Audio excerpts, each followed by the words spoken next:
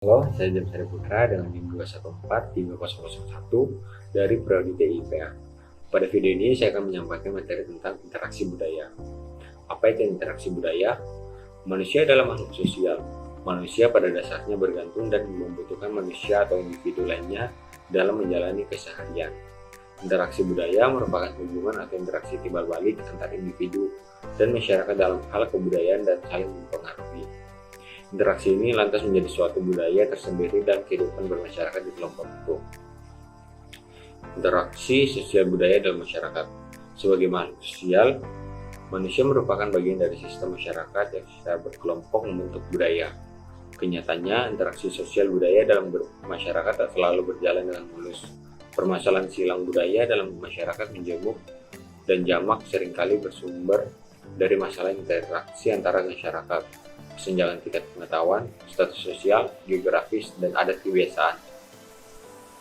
Bentuk-bentuk interaksi budaya. Yang pertama, kerjasama. Terbentuk karena masyarakat menyadari bahwa mereka mempunyai kepentingan yang sama sehingga sepakat untuk bekerja sama dalam mencapai tujuan bersama.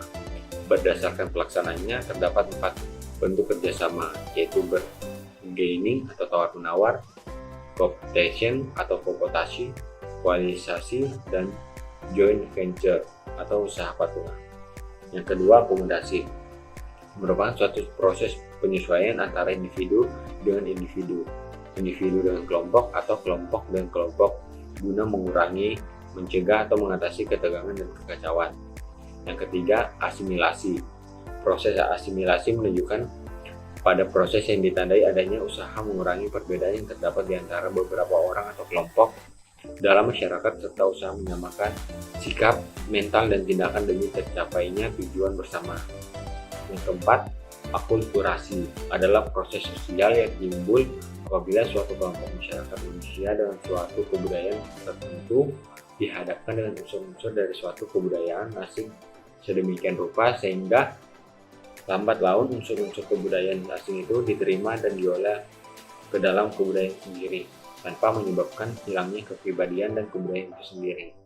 Yang kelima, kompetensi adalah suatu perjuangan yang dilakukan perorangan atau kelompok sosial tertentu agar memperoleh kemenangan atau hasil secara kompetitif tanpa menimbulkan ancaman atau benturan fisik di pihak lawannya.